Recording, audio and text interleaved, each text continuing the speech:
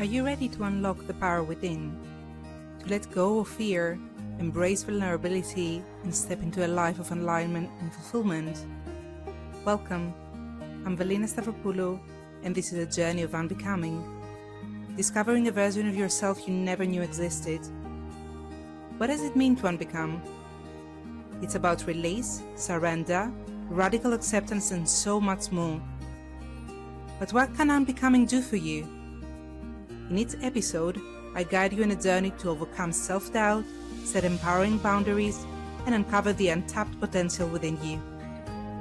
Through honest storytelling, insightful interviews, and reflections drawn from my own experience of living with MS, you will find inspiration to face life's hurdles, embrace your authentic self, and thrive. Are you ready to cultivate deeper self-love, experience more joy, and live a life guided by purpose? It all starts now. Welcome to the Journey of Unbecoming, everyone. I'm your host, Valina, and I'm so happy you're here with me today to share another episode of the Journey of Unbecoming. This is a place where we don't try to become someone else or chase some perfect version of who we think we should be. Here we bring back to memory who we already are and blossom from that. Today, we are stepping into a conversation about flow, that beautiful, elusive rhythm of presence and surrender. You heard it before. Be in the flow, just live in flow. It sounds poetic, doesn't it? Like a life where everything clicks, where effort melts into ease and things just work. But if you're anything like me, you probably had days where you can't find your keys, your phone is misplaced, let alone find your inner peace. So what does flow really mean when your calendar is full, your nervous system is quite fried, and the only thing you're flowing into is a cycle of exhaustion? Are you doing it wrong if you're not feeling peaceful and aligned all the time? And absolutely not. And if the real block to flow isn't life being too much, but you trying to manage it a bit too much? What if flow isn't found through major effort, but through permission? And here's the truth. Flow isn't something you chase. It's something you allow. It's not a finishing line that you need to get to. It's a rhythm, a return, a remembering. And in this episode today, we're going to do exactly that, reconnect to that rhythm. Not by forcing, but by listening, not by doing more, but by doing it differently.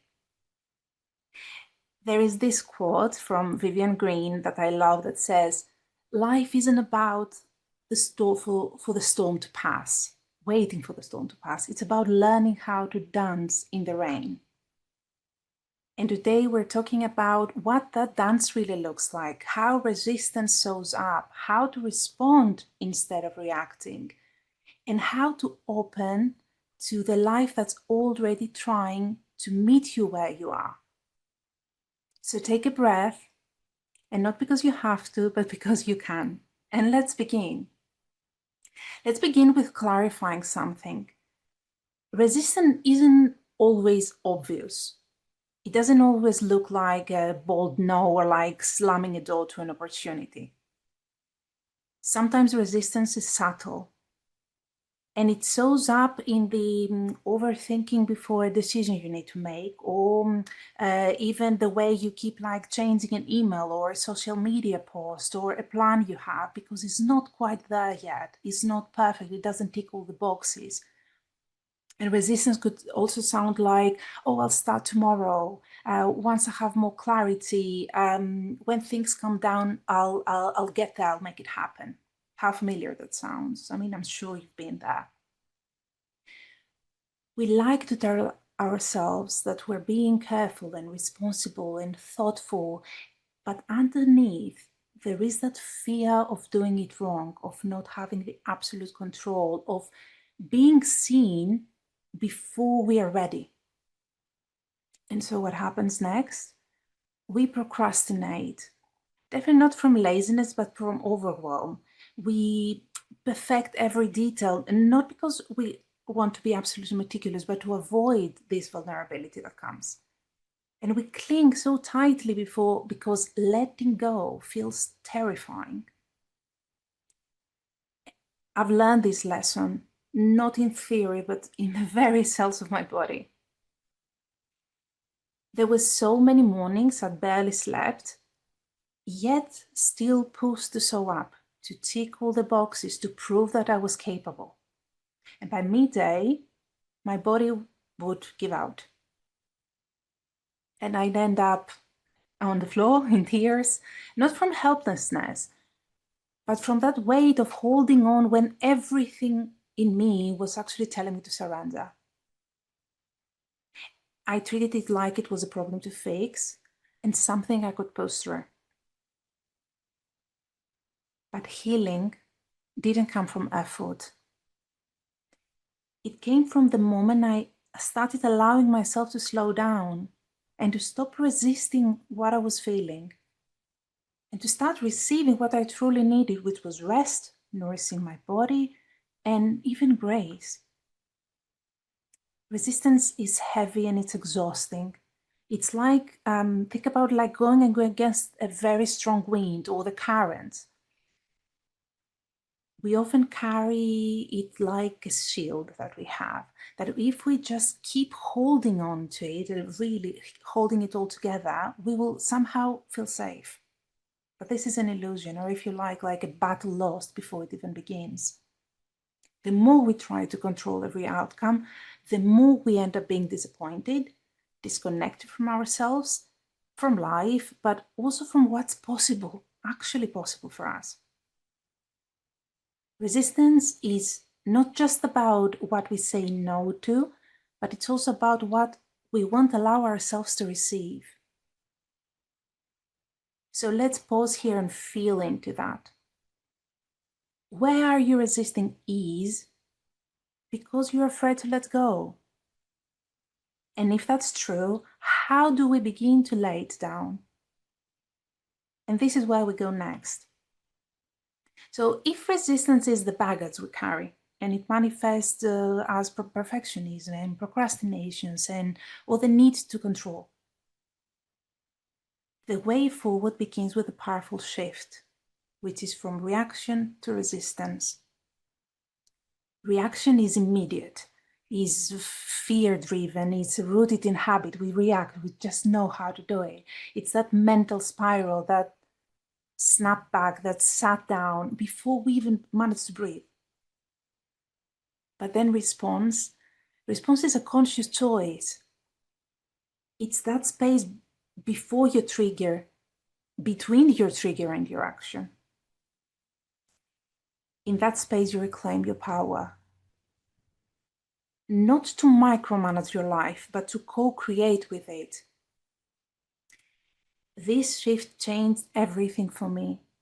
I used to live in that black and white, very quick to defend, slow to listen, especially to myself. During a session that I received from a fellow therapist, she said this phrase with me, which stayed for good. And the phrase goes like, "Isn't that interesting?" And at first, it sounded too simple, maybe a bit odd.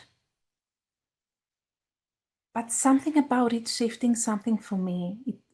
It felt like it kind of broke the spiral. It softened that judgment, and it created in me that pause, that breath of, like, from curiosity instead of criticism straight away. And that phrase became a doorway, a way to step back and observe, and rather than that immediate reaction. It gave me the space to notice what was happening inside of me without needing to fix it or to fight it or to just get away from it. And over time, I took that practice a step further. So now when I feel I'm triggered, my buttons are pushed, I come back to that phrase, "Isn't that interesting?" And then I visualize my response as a color. It helps me feel like I can choose my energy, like instead of being swept away by it. So I can choose blue, which is calm. I can choose yellow, which is open. I could choose purple, which is the wise and intuitive. And this small intuitive practice anchored me. It turned that moment of pause into a moment of presence. And slowly it built something far deeper. Trust. Trust in my ability to stay with myself, to respond instead of reacting, and in general to choose another way. Flow doesn't mean floating passively through life. It means being present in motion and choosing alignment over anxiety. So let me ask you something here. When was the last time you allowed something to unfold in your life without trying to control the outcome? And what happened when you did? Like, how did it feel? So the more I practice choosing response over reaction, the more I realize that there is a difference between slowing down and actually truly surrendering and letting go. I was definitely pausing on the outside for sure, but inside my body was still bracing. It was like I was holding my breath, ready to step into action at any moment. That's the hidden cost of living in survival mode. Even in our stillness, can feel like tension, what's like being driven obviously by fear. Present isn't just about doing less. It's about trusting more, and trust, of course, isn't easy, especially when you've been holding it together for years. There is a fear that if you relax, like even for a moment, that everything might fall apart. That if you stop pushing, you'll lose momentum, and that softness means you're like giving up. But what if surrender is something different? What if we start redefining surrendering? Not like as passive, but as deeply intentional and purposeful, like not as giving up something, but as trusting wisely into the moment. I want you to think about it like floating in the water in the open sea. The moment you tense, you start to sink. But the moment you soften, when you trust the water to hold you, you rise up to the surface. I remember working with a client who was always on the go, sharp, capable, very driven. And she came into one of our sessions really tired and quite frustrated. And one thing she said to me is like, I'm doing everything right and still it's not working. Beneath all that drive, there was definitely exhaustion. She was over-efforting through her life and her way through life, analyzing every single step, trying to stay a step ahead of life. So I offered her a reflection when often like to turn when the mind is tangled between in control and fear. I was like, okay, let's look at both sides of what the story in your mind telling you. What's the worst case scenario if you stopped pushing? What would happen? And then she started telling me straight away, I'd fail, people would feel like I'm lazy, I'd fall behind, I'd lose everything I worked for. So then I was like, okay, what's the best case scenario? And then it was when she paused. She took her time and she really had to sit with it. And I could see she was trying to like access something that was quite unfamiliar and a teeny tiny bit uncomfortable. And after a little bit, she kind of whispered, she's like, maybe I'd finally breathe. It surprised her to even say something like that. And, truthfully, she didn't know what breathing felt like. Like her whole life had been, about forward motion, keep everything together, just go, go, go. And in that moment, she did something softer. She was honest with herself. And this is where her heart was speaking, not her head. She was talking from her heart, from that soft point. She didn't let go of everything that day, of course, but she let go of just enough to feel her own presence. Sometimes we can't even imagine what ease or flow might feel like or look like because we've been bracing for so long. And we forget there is another way. But that small permission to soften, it kind of becomes a turning point. Trust isn't about letting go of everything all at once.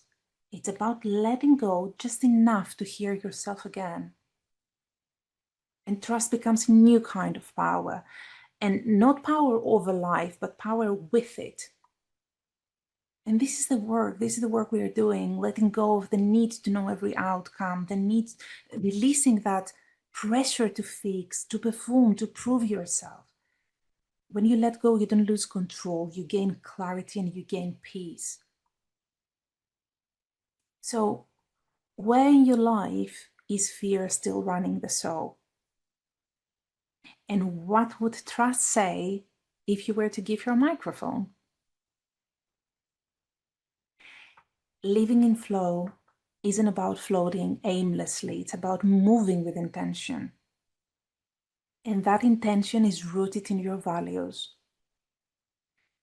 I remember a session in my life that it was a season in my life that I felt quite lost. And I was in kind of deep transition. And I've outgrown my old life in so many ways, but I couldn't yet see the new one, like clearly, what was unfolding. So I turned to a good friend who also happened to be a gifted coach.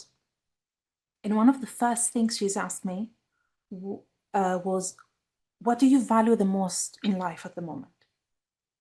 And she called values lifeboats, which is a beautiful way to see them.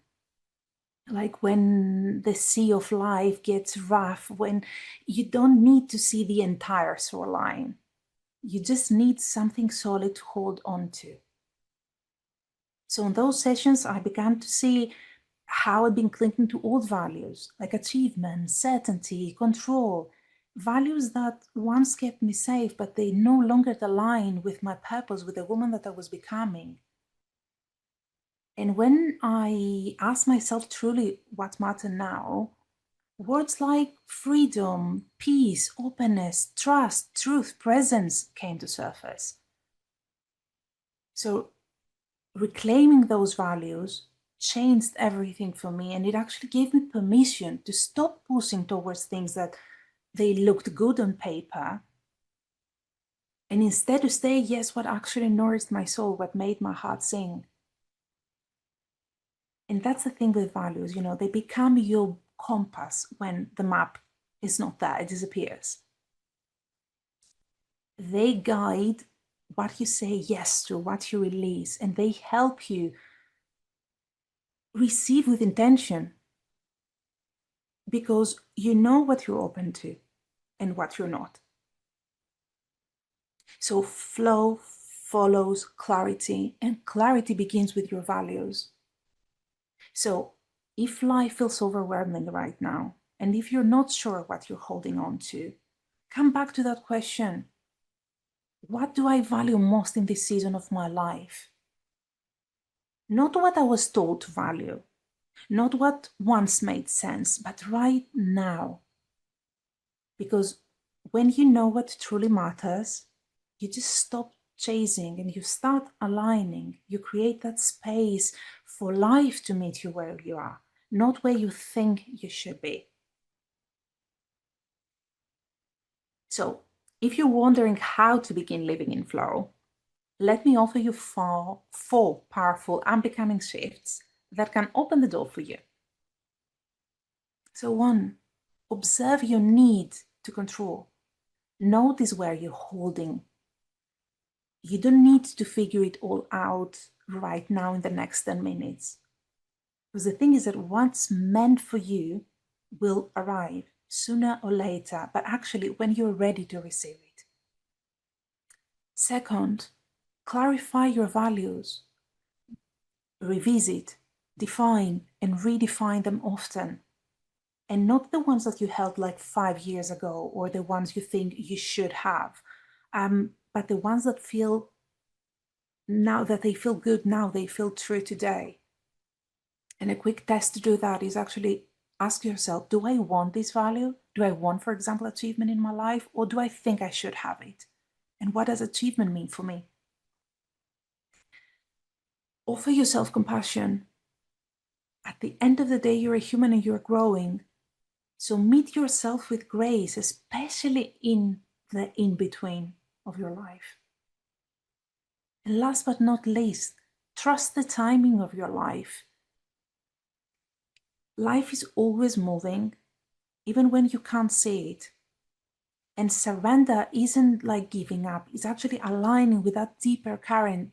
Be comfortable with the unknown. When you align with what truly matters, you become magnetic to what is meant for you. Living in flow calls for more than just insight. It asks for integration. It's not just about knowing differently, but doing differently. And which is why I want to offer you a simple grounding practice, something that you can always return to whenever you feel yourself like slipping back to old habits or patterns, or when you're pushing, where you're overthinking.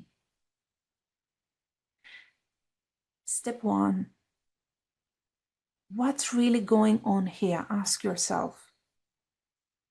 Notice where the tension is in your body. Am I resisting something? And if I do, what is this? Where does this lie? What's the emotion behind it? Is this fear? Is this doubt? Is it sabotage? Is this my need of control? What is that? Like, witness that old limiting belief that's there. What comes up? And this could sound like, I think I have to figure this out because I'm afraid nothing will work unless I force it. Then you move to step 2, the next question. What if I trusted this moment instead? And here you can close your eyes, be in the present moment, breathe into it. And I'd like you to imagine the outcome that you have in your mind, but actually let it go, release the outcome. What are you going to gain if you release that outcome? Anchor yourself with words or phrases like, I allow, I trust, I'm supported. And it could sound like, even if I don't have the answer just yet, I'm safe to let it unfold. And then we go to the last step. And the question, what's here for me now? Let go of the analysis. Let go of the overthinking. Just now, right now. Listen to that quiet nudge in you. And ask from your heart, that soft path, not from your head. What am I being offered? What is the teaching here? How can I soften into it with more grace? Like, it could sound also like, I'm open to being supported in ways I couldn't even have imagined before. So surrender is one of the most courageous things that we could do. It's not about stepping back from your life. It's about stepping in, and stepping in more deeply, more honestly, and with kindness and compassion toward yourself. When you stop like gripping so tightly, something remarkable happens, something unfolds. You don't just create the space to grow, you create the breath that you've been holding for so long. You just release that breath. You create room to feel again, to discover a new perspective, to see things differently from another angle, from afar. You make way for truth, for healing, for what you didn't even know you needed. So maybe the invitation here isn't to figure it all out, but to soften your stance, to listen to what your body has to say, to redefine your values, to anchor in them, and what is actually your spirit whispering to you.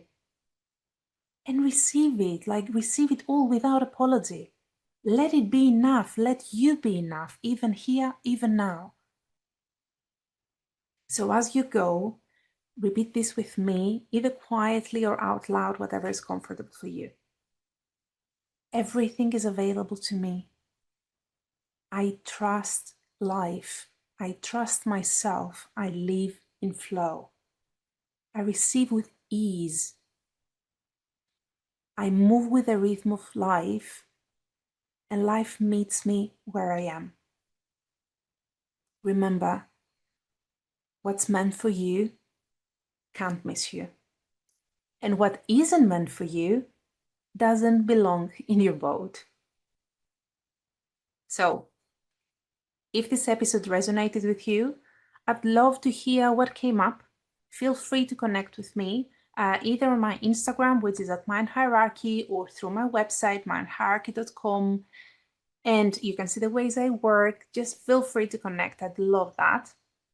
Thank you so much for being here with me today and for holding space for me, just as I do for you. I'm Valina, and this is our journey of unbecoming. Until next time, keep allowing, keep receiving, keep flowing, and keep unbecoming, everyone.